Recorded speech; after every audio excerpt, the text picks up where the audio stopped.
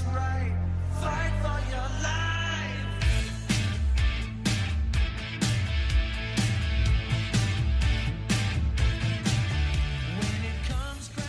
And welcome to your AAC Daily, presented to you each and every Monday through Friday by the best college sports news network, Taco Bueno, as well as your local 7-Up and RC Cola distributors. Folks, I'm C. Austin Cox. I'm your host, and I consider myself to be one of the luckiest men in the business to be able to talk about the American Athletic Conference each and every weekday. I love talking about SMU. I love talking about ECU. I love talking about Houston, USF, UCF, Tulsa, Tulane, Cincinnati, UConn. I could just keep going, but unfortunately, we got to take a quick break. You know the deal. We start these shows out with a word from our sponsor to keep the lights on, keep the electricity flowing. We're going to be right back here with more of your AAC Daily right after this. Stick around.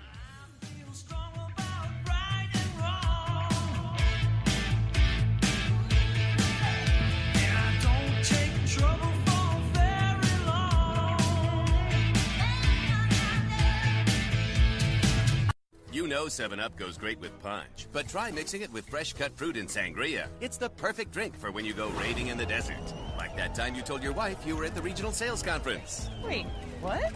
Remember, last March with Steve? Or use it to make a white wine spritzer, perfect for hanging out with 2 Chainz. I love your rap music. I have a helicopter. Ooh. We should be going. You don't like boats? I like boats, and I love all these 7-Up mixed drinks. 7-Up, mix it up a little. We're just a typical family. We have our battles, tangles, tears, but on the important things, we all agree. Life is full of surprises. Sometimes, you've just got to take it outside. Positive reinforcement totally works. We've got a lot to learn. Silence is golden. And this year, we're going back to Gatlinburg. Chris, you're not acting like a grown-up in our relationship. Am too. There's your comic book collection, the race car bed. I'm young at heart, but I put money into my 401k every paycheck. I'm taking control over my financial life, and that feels pretty grown up to me. Put away a few bucks, feel like $1 million. For free ideas and easy ways to save, go to feedthepig.org. That's feedthepig.org. Are those footy pajamas? This message brought to you by the American Institute of Certified Public Accountants and the Ad Council. Introducing the $10 Whole Lotta Box from Taco Bueno. You get 12 party tacos or burritos, 4 sides, and a bunch of chips and salsa for just $10. Perfect for any party. Only at Taco Bueno.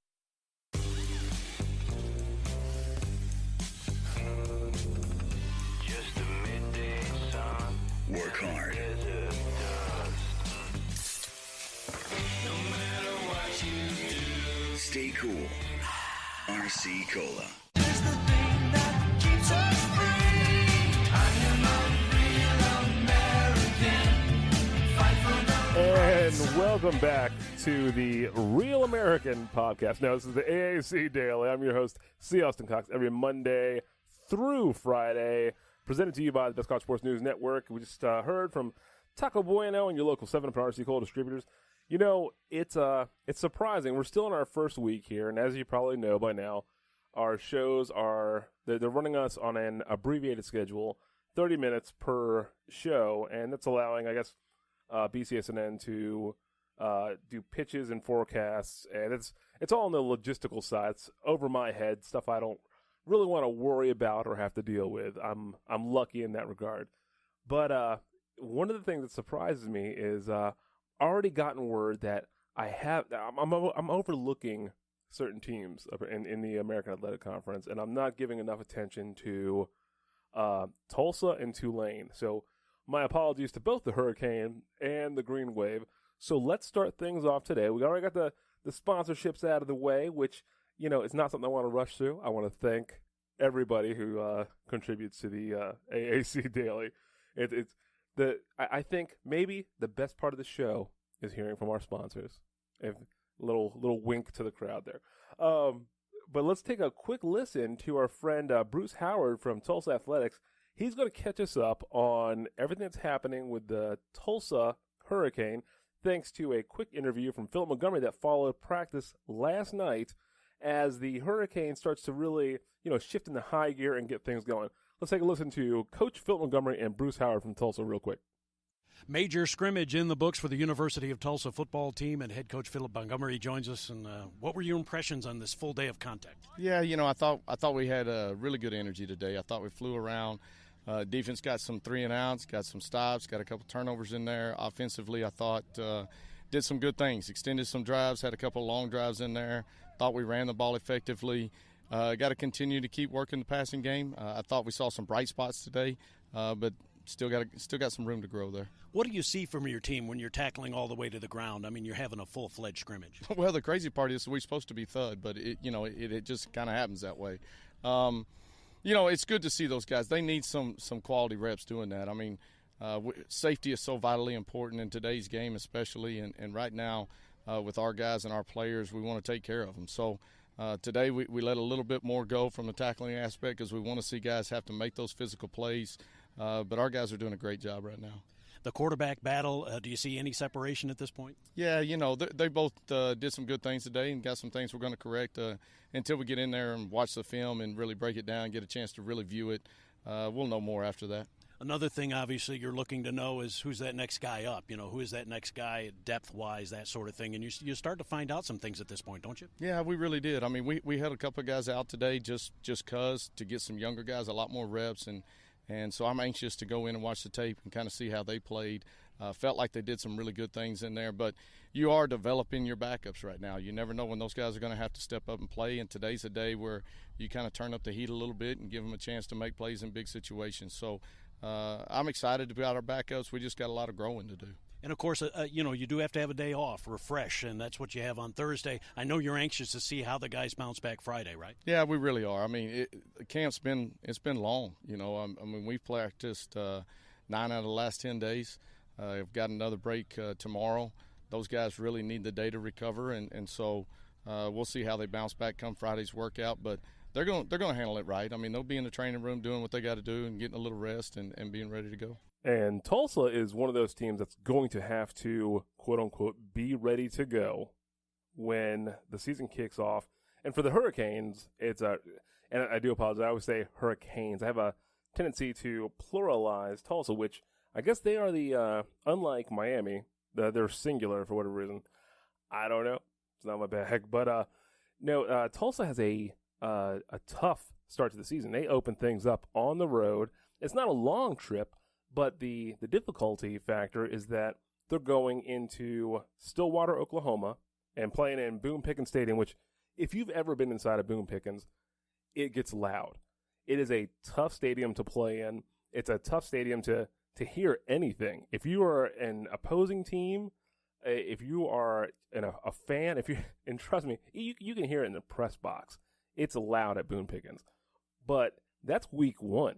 That's August 31st. That's this month that the Hurricanes are going to have to go over there and take on Oklahoma State. But if you follow me on social media, you follow me on Twitter, C_Austin_Cox on Twitter, I actually I tweeted out about Tulsa either yesterday or the day before in regards to their odds. I mean, nobody's really giving Philip Montgomery's team any credit, which is surprising because Philip Montgomery is an offensive genius.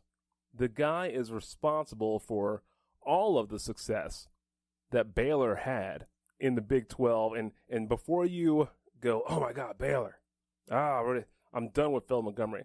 Remember that most of their problems were on the defensive side of the ball. And of course, when I say problems, I'm talking about the scandal that is still ongoing. They still have not resolved that situation in Waco. I don't know what's going on with Baylor or with the Big 12. I know that the conference is, and I'm sure there are some American fans like, we don't care about the Big 12. But since it pertains to Phil Montgomery a little peripherally, they are withholding funds from Baylor, so we're going to see what happens there. There's no ties to Phil Montgomery, so please do not judge Tulsa's coach for his time under Art Briles, which dates back to the high school days in Stephenville, Texas, which was a powerhouse for a while. So it still produces some great talent in the Texas high school football scene. But to stay focused here, I'm telling you, it's Thursday. It's still week 1, and I'm all over the place, folks. Drinking this coffee, learning a new conference too. Because while I do have some experience with the American Athletic Conference, I've been lucky enough to cover a few of your games live in person the last few years with Cincinnati, SMU, Memphis, and one trip I was very lucky to have down to Tampa for USF. But for the most part, it's no secret I've been a Big 12 guy for the last few years. And with the American, it's a little surprising. I thought it was going to transition very smoothly. But in the Big 12, I only had 10 teams. And, over the course of 3-4 years, you start to learn those teams. You learn everything about them. You learn all the personnel as well. You get ties in that. With the American, we're talking 13 members because you have Navy and Wichita State counting as kind of a technically hybrid one. And there's a lot to learn. I hats off to, there's not that many, national media outlets giving the American its due respect. And when I say due respect, I mean that genuinely. The American is owed more respect on a national level. But I know there are some bloggers out there who cover the American full-time and run that beat throughout the whole league. And I'll tell you what, it's a lot to bite off in a short amount of time. So hats off to all those folks out there. And hats off to all the team writers, because we're going to be having a lot of them on in the coming weeks as we start to, wind up for the season and get ready for things to kick off. And nobody knows these teams better than those team bloggers who work that beat 24/7. But to get back on track with Philip Montgomery, they're going to open things up in week 1 against Oklahoma State. And what I had tweeted out the other day was that CMU went into Stillwater and ended up beating the Cowboys. Now, there was some controversy because there was, depending on who you ask, a bad call by the refs that allowed the Chippewas to get an extra playoff. Personally, I know I'm not a referee in the NCAA, but I know there used to be a rule that a game cannot end on a defensive penalty, which is kind of what happened. And that's why the referees had allowed CMU to run an additional play, which resulted in Oklahoma State losing. Now, the reason that's important, from my perspective, is that Tulsa ended up playing CMU in their bowl game. It might have been the Miami Bowl. Don't quote me on that. I'm still, again, learning the American. Be patient with me. But Tulsa whipped, and I'm not just throwing that word out there. I'm not just trying to speak in hyperbole here. Tulsa demolished CMU, 55-10. Anytime you win by 45 points, it's a good day. And anytime you win by 45 points, it's safe to say whipped and destroyed, demolished. Choose your own hyperbolic adverb there to describe that beatdown. There's just no getting around it. Tulsa did a great job. Now, there's going to be a lot of people who say, hey, Dane Evans is gone. They've got a quarterback battle going on there in Tulsa, and it's not going to be the same situation. I do not agree with that. While I know there's a lot of fans, and I just noted a moment ago how new I am, how green I am to the American Athletic Conference, but I can't discount. I can't write off a Philip Montgomery run offense, seeing what he has done. I mean, people, college football fans, they know Baylor, and they know how the Bears look on offense the last few years, which, by the way, it's going to be completely different with Matt Rule. But they know that Baylor was an offensive power the last few years. But prior to Philip Montgomery taking over that offense, installing his own personal type of offense, which it's a system, okay? And the quarterbacks, this is why I'm not too concerned about Dane Evans. Philip Montgomery produces system QBs. And it's not taking anything away from Dane Evans, but I saw it with RG3. I saw it with Nick Florence. I saw it briefly with Bryce Petty. And then, of course, Phil Montgomery ended up finally getting his own head coaching position. He was with Briles forever, as I mentioned, from high school through Houston, then through Baylor. And don't forget, he's also responsible for quarterback. I'm sure the Houston fans will remember Kevin Cobb. I mean, Phil Montgomery, he just churns out amazing quarterbacks. So that's not really a concern for me. I don't think there's going to be any issue on offense. What it's going to come down to is, can the defense stop Oklahoma State? And I've had some American Athletic Conference fans mention that on Twitter. It's not really as much a concern. I'm glad that the fans know this about Philip Montgomery, that don't worry about the offense. Just because Dan Evans is gone, it's not going to be that big a deal. It's the offense is going to keep clicking and keep churning out high numbers. On top of everything else, you got D'Angelo Brewer in the backfield, who is going to open up that passing game and basically allow Philip Montgomery to do whatever he wants on offense. And I just can't stress enough. I think, and I'm going to go ahead and go out on a limb here, despite everything with Mason Rudolph and his whole Heisman campaign at Oklahoma State, I'm going to go out on a limb here and say that Tulsa wins by 4 points. The Hurricane go in the Stillwater and beat the Oklahoma State Cowboys by 4 points on August 31st to open up the season. And, cross your fingers, knock on wood. I think it's very possible. And if it happens, it's a huge win for the American. It's a huge win for Tulsa. It gets the ball rolling for Philip Montgomery's team to potentially make a run for that AAC West title, which, if Tulsa knocks off Oklahoma State, and I don't have the polls in front of me right now, but I know that Oklahoma State is highly ranked. They are expected to finish second in the Big 12, and when I was still over there covering the Big 12, we were constantly talking every single day about, is it going to be Oklahoma or Oklahoma State? Now, Houston knocked off the Big 12 champion last year. I would love for the exact same thing that happened this year. Tulsa go in and just stomp Oklahoma State. Now, do I think Tulsa's going to go due to Oklahoma State what Houston did to Oklahoma last year? Probably not. But I'm going to stick with that 4-point win. And I would love for then Oklahoma State to win the Big 12. Just make it a tradition. Let's just make it a tradition. Every year, the American Athletic Conference kicks off the season by beating the Big 12 champion, the inevitable Big 12 champion. I think it's very possible, and I'm looking forward to it. And I don't want to hear anybody say that I'm overlooking Tulsa anymore, okay? Because I'm not. I think the Hurricane are going to do great. Also, besides Tulsa, I got a clip that I want to play for you that is it's endearing to me. If you're not a Houston fan, I don't know if this interview will possibly convert you. Obviously, we have rivals in this league with long histories, so I don't think this is going to turn any Memphis Tigers devoted fans into Houston Cougar fans.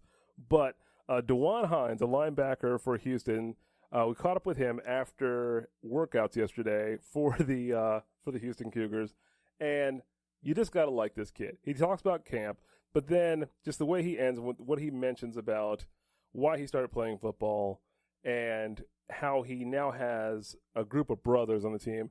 It reminds, I think, anybody who ever played the game what the game is really about. Just a good kid. Let's take a listen real quick to D'Juan Hines from the Houston Cougars. Today was a great practice. First off, we did a lot of situational stuff. 2-minute, team third down, team first and second down. I mean, we went back and forth. It was a good, hard-fought practice. As everybody knows, camp is a grind. I mean, we just been pushing through together, staying together as a brotherhood and building as a team. I love being out there with them. I started playing football to make friends, and now I got brothers. Like I said, I like D'Juan's attitude, and just seems like a good kid. Had a pretty successful 2016. If you don't know, last year he came in at 225 pounds at 6'1", played in all 13 games, and even had a kickoff return. And I have to imagine this was due to an onside kick. You don't see a lot of situations where you throw a linebacker back there to return a kick. But he did have 31 solo tackles, 13 assists for a total of 44. And he also, in addition to that, he had 1.5 tackles for loss for a total of 1 yard behind the lines. I'm not even sure. I guess he had 1.5 tackles for a loss with a total of 1 yard. I guess those were very, very short incremental tackles for loss. But, I do hope to see great things out of D'Juan this year. And, shifting gears, moving over to another school that I was told that I've been overlooking so far in this very young program is UConn. We got to hear from, I would say, first-year coach Randy Edsall, but, he's in very familiar territory and stomping grounds, being back at UConn after his unsuccessful stint at Maryland. And, if there's any, I shouldn't say any, because I know there are some Husky fans listening, because we've already gotten feedback from you guys. I'm not making fun of Randy Edsall. It's just a fact. He left, and call it karma, call it what you will. Things did not go well at Maryland. But he's back there, and he's got a talented wide receiving core that I know he's going to be leaning on. And one of those wide receivers is going to be a quarterback that we saw last year. What I want to do is, rather than tell you about it, let's listen to it. We're going to take a quick listen to UConn head coach Randy Edsall while he tells us about the progress the wide receiving core is making. Again, I think there has been strides made, and like Quavon, I thought he's a little bit more sure of himself.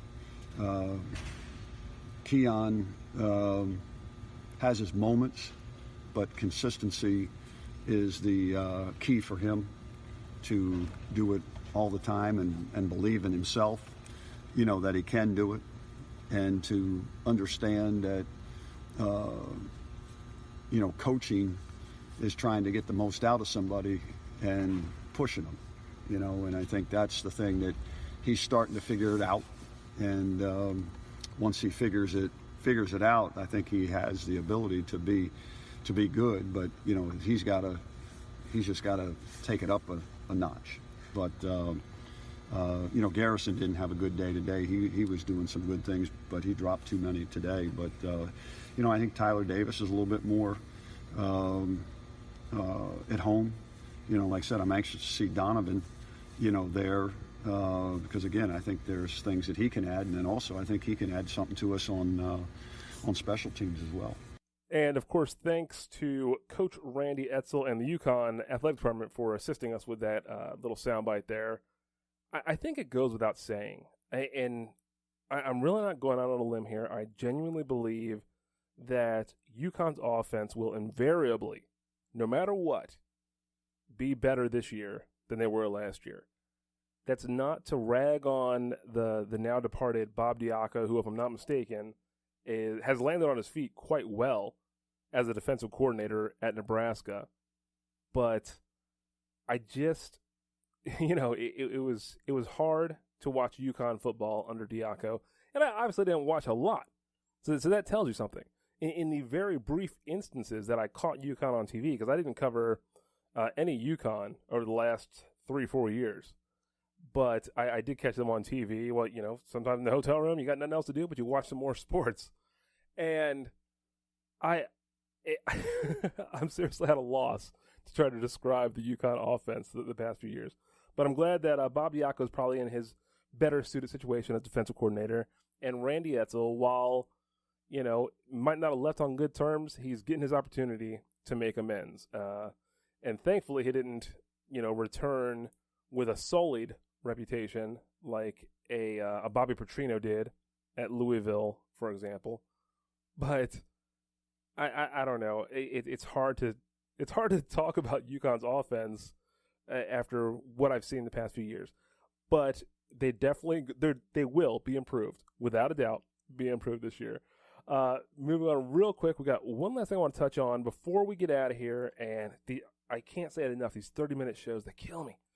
But Memphis Tigers, who are, they're basically a huge part of the conference now. They are one of the bigger brands. When they came in, I think everybody thought, as the Big East transitioned into the American, it was going to be Cincinnati, a little bit of USF, and UConn. Those Big East holdovers were supposed to be the hallmarks. And then what turned out is, UCF came in. They won in football. They ended up going to the Fiesta Bowl, knocking off Baylor, starting that trend that we talked about earlier in the show, where the AAC likes to beat up on the Big 12. And I'm sorry, I had to chuckle a little bit, because seriously, that is a genuine, absolute trend. And I've said this, if you heard me on the radio in Dallas, you heard me on the radio in Memphis, any of the previous podcasts, even when I was doing the Big 12 Daily, I had a hard time overlooking the fact that the American likes to beat up on the Big 12. It's kind of, it really is a tradition. But back to my point real quick, because we're running short on time. Memphis is struggling in attendance, and some of the fans are really getting upset about that, and they're blaming and pointing fingers at Tubby Smith, as if Tubby Smith has been there for the past few years and put together a team that was struggling. No, Tubby Smith inherited a program that Josh Pastner tore to pieces. I hope that any Tigers fans that are listening right now remember this. Josh Pastner inherited a program that was national championship caliber. Kids wanted to play there. People wanted to watch him play. Josh Pastner is responsible for tearing down the Memphis Tigers program. And to hear anybody blame Tubby Smith is absolutely foolish. Tubby Smith came to Memphis, or went to Memphis, not in Memphis right now. He went to Memphis as the reigning Big 12 Coach of the Year after turning Texas Tech around, following a terrible stint with Pat Knight, Bobby Knight's former son. Bobby Knight's former son. He disowned him. He was so bad at Texas Tech that Bobby Knight disowned his son. No, but they basically handed the program down to Pat Knight for Bobby Knight. It went into shambles. Tubby Smith turned it around. And I expect him to do the same thing at Memphis. Give him time, Memphis fans. I know attendance is low. You also have an NBA team in your city now. Of course it's going to be a little bit different. Your team has to win, and Tubby Smith will get that team back on track. I'm going to talk about that a whole lot more tomorrow because, again, this time is killing us. And I look forward to that. This is going to be one of those instances where I really wish that our phone lines were already open. But, just one more week and one day, we'll be there. Until then, I got to sign off. We're going to be back here on Friday with a whole lot more of the AAC Daily. I want to thank our sponsors, Taco Bueno, your local 7-Up and RC Cola distributors, as well as Silver Car, the car rental company that keeps you from standing in line and keeps you from signing paperwork. Premium features at no extra cost. Silver Car. Check them out, folks. Head over to silvercar.com. I'm C. Austin Cox, and we'll be back here on Friday with more of the AAC Daily. See you then.